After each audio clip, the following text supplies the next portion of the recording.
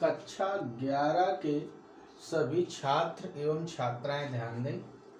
आज आपको इस वीडियो में प्रश्नावली 5.3 के सभी प्रश्नों का हल बताया जाएगा और ये प्रश्नावली इतनी सरल है कि हमें तो ऐसा लगता है कि आपकी गणित में इससे सरल प्रश्नावली दूसरी हो ही नहीं सकती, इतनी सरल है।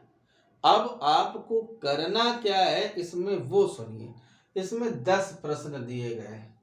इस प्रश्नावली में प्रश्न नंबर 1 से लेकर के प्रश्न नंबर 10 तक, और हमें क्या करना है, हमें इन सभी प्रश्नों के हल करने के लिए, यानी हमें इन सभी प्रश्नों का हल तो प्राप्त करना ही है और हल करके हम x का मान सम्मिश्र संख्या के रूप में लाएंगे और वो सम्मिश्र संख्या भी a प्लस IB के रूप में मिलनी चाहिए। यानी हमारे हर प्रश्न में एक ही टारगेट है, x की वैल्यू ज्ञात करना, और वो अपने आप x की जो वैल्यू आएगी वो खुद कॉम्प्लेक्स नंबर में आएगी। बस ये ध्यान रखना कि उसे a प्लस IB रूप में लिखना है। और हल करने के लिए हमें केवल पहले प्रश्न को यदि हम छोड़ दें तो हमें प्रत्येक प्रश्न को हल करने में उसी सूत्र का प्रयोग करना पड़ेगा जिसको हम लोग श्रीधराचार्य के सूत्र के नाम से जानते हैं। किसके नाम से? श्रीधराचार्य के सूत्र से।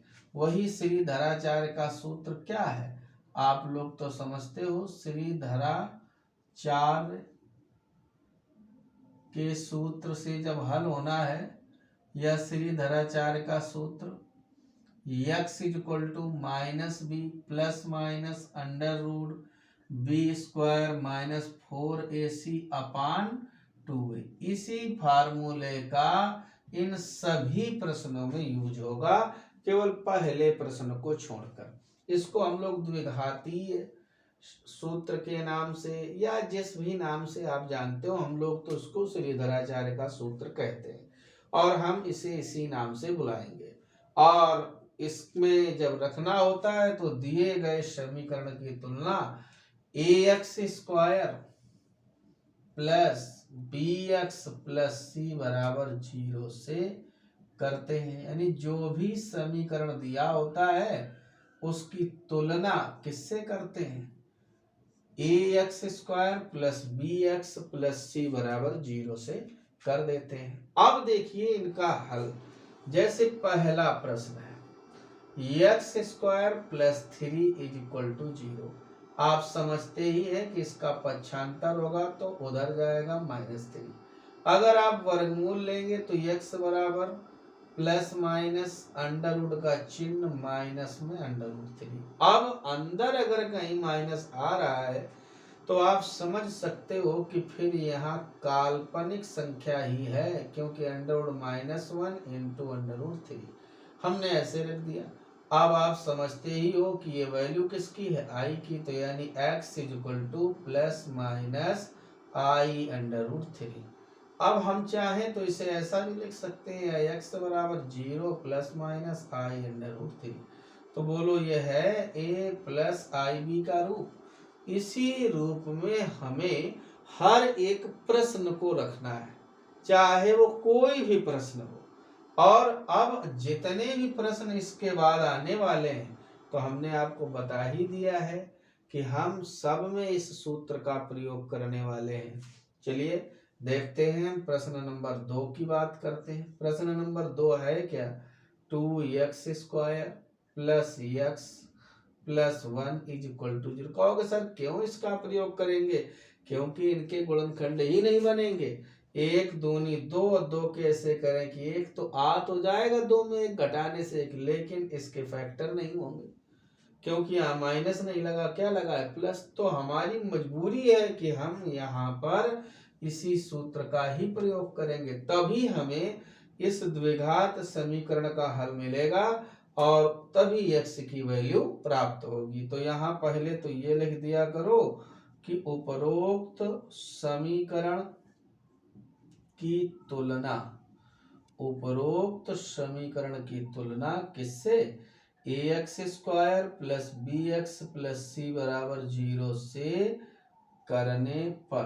तो जैसे ही आप इससे करेंगे तो ए बराबर क्या मिल जाएगा, ए बराबर मिलेगा A is equal to 2, B is equal to 1 और सी इज इक्वल टू 1। हमें ऐसे मिल गए, यानी ए की वैल्यू 2, बी की वैल्यू 1, सी की वैल्यू 1। तो ध्यान दीजिए, जब हमें ए बी सी इन सब के मान पता चल गए तो अब हम अपने फार्मूले का प्रयोग करेंगे, यानी इसलिए x is equal to minus B plus minus under root B square minus 4ac upon 2a। जैसे ही हम इसका प्रयोग करेंगे तो x is equal to minus B, तो b की वैल्यू क्या है 1, तो यानी -1 plus minus under root B square यानी 1 का स्क्वायर माइनस 4ac, तो यानी -4 दूनी 8 एकम 8 अपान 2a से 2 2 जा 4, क्योंकि a की वैल्यू 2 है। तो यहाँ से क्या मिला, -1 प्लस माइनस, अब माइनस का अंडर रूट 7, तो यानी अंडर रूट -7 से क्या मतलब होता है, अंडर रूट -7 से मतलब यही है कि -1/4 अलग करा लीजिए, प्लस माइनस ये आई अंडर रूट 7 हो जाएगा अपान 4। क्यों, आप समझते हैं कि आई का मान क्या होता है, क्योंकि आई बराबर अंडर रूट -1। तो अब अंडर रूट जहाँ -7 था, हम वहाँ ऐसे लिख सकते थे कि इसकी जगह अंडर रूट -1 गुणते अंडर रूट 7, तो इसकी जगह आ गया आई और ये हो गया। इस प्रकार से हमें अपने प्रश्न नंबर दूसरे का भी हल प्राप्त हो जाता है। अब हम कहते हैं आप ऐसे ही प्रश्न नंबर तीसरे की ओर आगे बढ़ें। प्रश्न नंबर तीसरा क्या है, X square plus 3x plus 9 is equal to 0। इसकी भी तुलना करा दो इससे, तो क्या मिलेगा, यहाँ पर एक्स स्क्वायर के गुणा में क्या लगा है, जब कुछ नहीं होता है तो क्या होता है 1, यानी a is equal to 1, b is equal to 3 और c इज इक्वल टू 9। तो इसलिए x is equal to -b यानी -3 plus minus under root B square यानी 9 माइनस 4ac यानी -4 एकम 4 और 9 36 बटे 2a यानी सिर्फ 2, यानी x is equal to -3 plus minus under root -27 whole upon 2। अब अंडर रूट अगर -27 आ गया तो इसका मतलब यही है -1 गुणते 27। अब आप समझते हो, अगर अलग अलग करा लोगे तो -3/2 तो अलग प्लस माइनस अंडर रूट -1 गुणते अंडर रूट 27 अपान 2। तो ये तो माइनस का 3/2 रहेगा ही रहेगा, प्लस माइनस ये आई भी हो जाएगा इसकी वैल्यू, और अंडर रूट 27 से 3 त्रिका 9 त्रिका 27, एक 3 बाहर आ जाता, यानी हम इसको प्लस माइनस 3 अंडर रूट 3 आई अपान 2, यानी इस रूप में इसका हल प्राप्त कर सकते हैं। यानी ये तो अंडर रूट 27 का हल हुआ और ये हुई इसकी वैल्यू, और अपान में तो 2 था ही। तो अब हमने अब तक ये देखा कि इन प्रश्नों को हल करने में हमें कोई परेशानी नहीं है। तो हम अब एक काम करने जा रहे हैं, हम उन प्रश्नों को हल करने जा रहे हैं। जैसे चौथा है तो इसमें एक्स स्क्वायर का गुणांक -1 होगा, बी का यानी कि ए का मान -1, बी का मान +1, सी का मान -2। तो हमने ये देखा कि इन प्रश्नों में तो कोई दिक्कत नहीं है, लेकिन अक्सर हम ये देखा करते हैं छात्रों को अंडर रूट से बड़ी परेशानी होती है। तो हम प्रश्न नंबर 4, 5 और 6 को छोड़ देते हैं। अब हम 7 से हल करते हैं, क्योंकि प्रश्न नंबर 7 के से हर प्रश्न में अंडर रूट है। तो चलिए देखते हैं, यानी प्रश्न नंबर 7 क्या है। इसमें तो अगर हम तुलना कराएंगे तो a इज इक्वल टू क्या मिलेगा √2, b इज इक्वल टू क्या मिलेगा 1 और c इज इक्वल टू क्या मिलेगा √2।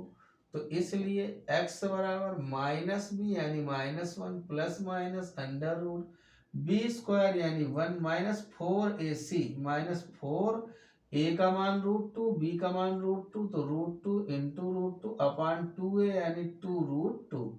तो हमें ये मिला -1 प्लस माइनस √1 माइनस 4 √2 2, तो 4 2 जा 8 होल अपान 2 √2। फिर ध्यान दें -1 प्लस माइनस √7, फिर से वही मिला। और तुम अभी अभी √7 को देखे थे, क्या था √7 का मतलब क्या होता है, √1 अलग √7 अलग होल अपान 2 अलग अलग करा लोगे तो -1 अपान 2 अलग, यानी वास्तविक मान अलग प्लस माइनस, इसका तो मतलब -1 का क्या होता है आई, तो मिल क्या जाएगा √7/2 आई। बताओ अब क्या यह a प्लस माइनस या a प्लस आई भी नहीं है क्या? अरे हम कहते हैं इसको 2 बार में रख दो, प्लस लगा के अलग माइनस लगा के अलग, उससे कोई परेशानी नहीं, लेकिन वास्तविक अलग काल्पनिक अलग। इस प्रकार से हमें इन सभी प्रश्नों का हल प्राप्त करना है। चलिए अब हम प्रश्न नंबर 8 को देखते हैं। 8 में क्या है, अगर हम तुलना करें तो x² का गुणांक क्या है √3, यानी a √3, b -√2 और c (3√3)। इसमें अच्छे खासे अंडर रूट का इस्तेमाल हो रहा है। तो अब जब हम यहाँ पर फार्मूला लगाएंगे यानी x तो क्या होगा -b यानी माइनस माइनस प्लस, b का मान है माइनस में था तो प्लस हो गया, प्लस माइनस √b² यानी माइनस के √2 का वर्ग, तो पहले तो प्लस और √ भी हट जाएगा यानी 2 -4 a इंटू c, तो √3 का गुणा √3 से 3, तो 3 तिरका 9 अपान 2a यानी 2 √3। तो अब ये हो गया √2 तो ठीक ही है, प्लस माइनस, अब यहाँ 9 चौको 36 में 2 चले गए तो क्या बचे ऋण के 34। अब ऋण के 34 का तो कोई 17 से भी कोई बाहर नहीं, 2 से भी कोई नहीं, तो ऋण के अंडर रूट में जब 34 हैं यानी √-34 होल अपान 2√3, तो हम कहते हैं अलग अलग करा देते हैं इसको, तो √2 अपान 2√3 प्लस माइनस, अब इससे √-1 अलग हो जाता तो √34 और i/2 हम तो कहते हैं थोड़ा बहुत आप इसे और सरल करा लेते, तो √2 से जब ये कट जाता तो यहाँ भी √2 हो जाएगा, तो √2 इंटू √3 मिल के हो जाता 1/√6 प्लस माइनस, ये जहाँ √34 है इसको √17 ऐसे और गुणते में और एक √2 लगा देते, वो √2 नीचे से कट जाता तो नीचे भी √6 आ जाता और इंटू में आई। इस प्रकार से हमें अपने प्रश्न नंबर 8 का भी हल मिल जाएगा, यानी ये वास्तविक और ये काल्पनिक। अब हम आगे बढ़ते हैं प्रश्न नंबर 9 की ओर। प्रश्न नंबर 9 में हम ये देख रहे हैं कि ये बटे में √2 है, तो पहले एक काम करो एलसीएम ही ले लो। तो ये जब इसे ही आप √2 एलसीएम लेंगे तो √2x² प्लस √2x प्लस 1 = 0, और इसका हो जाएगा क्रॉस मल्टीप्लाई यानी √2x² प्लस √2x प्लस 1 = 0। अब अगर तुलना कराओगे तो a बराबर √2, b बराबर √2, लेकिन c बराबर 1। तब जब सूत्र लगाओगे x बराबर -b यानी -√2 प्लस माइनस √b² यानी 2 -4ac यानी माइनस का 4a का मान क्या है √2 और c भी क्या है 1, तो -4 √2 होल अपान 2a यानी 2 √2 हमें इस प्रकार से मिला। अब जरा ध्यान दें, इसको थोड़ा सा और सरल करा लो, -√2 प्लस माइनस √ जो 2 था इसको भी √2 इंटू √2 माइनस, अब हम यहाँ से भी क्या करते 4 को लिख देते 2 √2 और एक √2 बच जाता तो फिर से √2 यानी इतनी बार आता और नीचे 2√2। एक काम कर लेते हैं, ऊपर से ये तो माइनस का √2 था ही, प्लस माइनस इससे ये दो बार मिल रहे थे अंदर, तो बाहर करा लेते तो एक √2 बाहर आ जाता, तो यहाँ तो बचता 1 और इससे 2 बार चले गए तो 1 माइनस 2√2 होल अपॉन 2√2 इस √2 से कट जाता, तो -1 प्लस माइनस 1 माइनस 2√2 अपॉन, अब एक √2 इससे कट ही चुका है, तो अब नीचे क्या बचता, सिर्फ आपका आता 2। कितना आता 2। थोड़ा सा आप इस प्रश्न में ध्यान से देखें, हमने इसमें किया क्या है, √2 ले लिया एलसीएम। जैसे ही एलसीएम लिया हमें ए का भी मान मिला, बी का भी मिला और सी का भी मिला, √2 उधर चला गया। सूत्र जैसे ही लगाया, -b plus minus √b² minus 4ac, सी का मान 1 था, हमने रख दिया। अब हम ये देखते हैं कि यहाँ से √2 तो सही है, प्लस माइनस ये 2 को हम ऐसे लिख सकते हैं, √2 वो अपनी जगह पर है, लेकिन इस 4 को भी हम लिख सकते हैं 2√2 और √2 इंटू √2, तो ये तो हो गया इन दोनों को मिला के 4 और ये √2, 2 में एक √2 बाहर हो गया, तो यहाँ बचेगा 1 माइनस 2√2। अब हम कहते हैं इससे ये कैंसिल हो गया, हमें इसका हल, हम तो कहते हैं तुम इसके आगे जैसे इसको हल करने में असमर्थ हो, यहीं से छोड़ दीजिए, यह भी इस सम्मिश्र संख्या के हल के रूप में ही माना जाएगा। और भी हालांकि हम इसे आगे हल कर सकते हैं, अब इसे अगर हमें अंत में आई के रूप में ही लाना हो तो अभी इसमें और भी हमें अपनी तरफ से कुछ न कुछ करना पड़ेगा, तो मत परेशान हो उससे, हम इसको यहीं से छोड़ देंगे। हमसे कोई ये थोड़ी ना कहा गया है कि उसको a प्लस आई भी रूप में लाओ, हमसे तो केवल ये कहा गया है कि प्रश्न को सरल करो, हमने प्रश्न को सरल किया।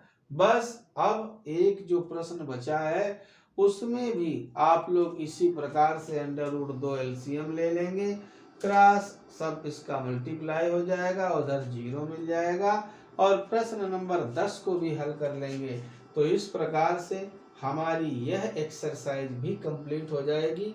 और अब हम आपको कल से यानी अगले वीडियो में आप अपनी नई एक्सरसाइज यानी विविध प्रश्नावली का हल आप लोग देखेंगे। फिलहाल विविध प्रश्नावली को भी हल करने का प्रयास करें।